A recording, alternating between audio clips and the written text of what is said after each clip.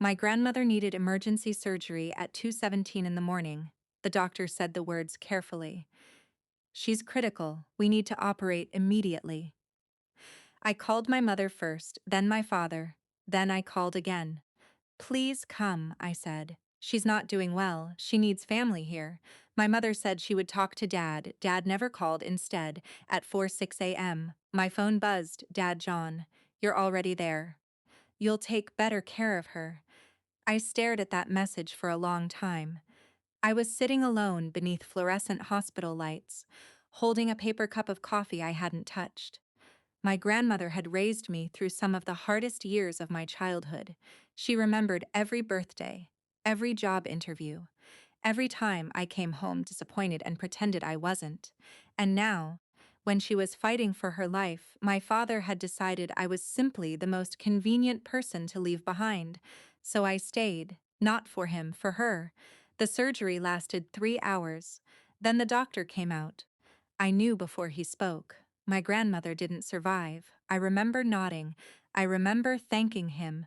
I remember walking into the empty hallway afterward and realizing I had no one to call. My parents didn't come.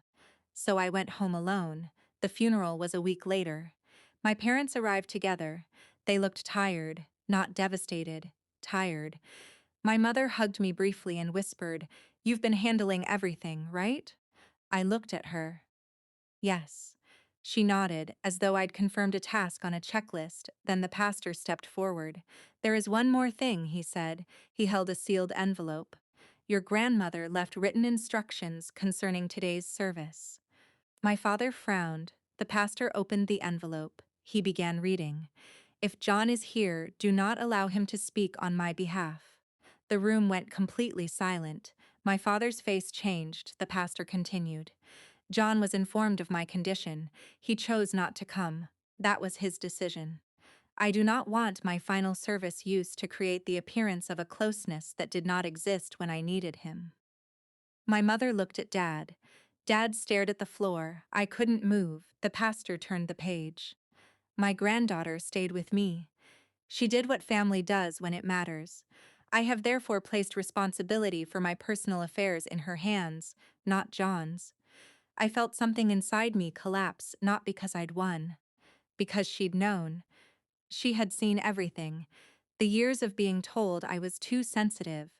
The times my parents called me only when they needed something. The way they assumed I would always be the one who showed up.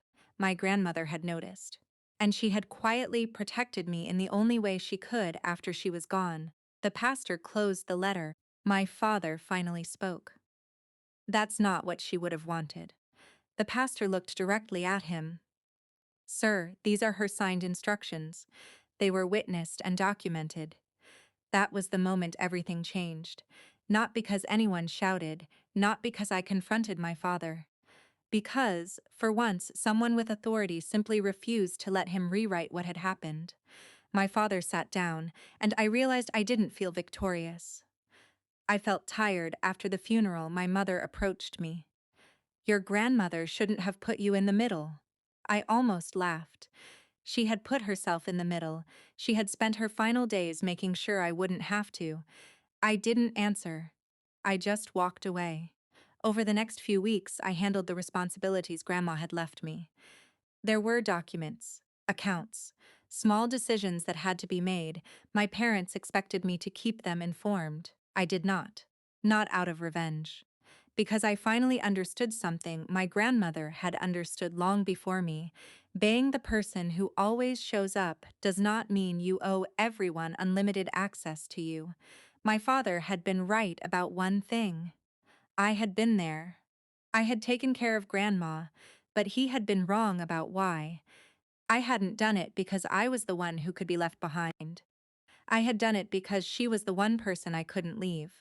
And after she was gone, I stopped leaving myself behind too.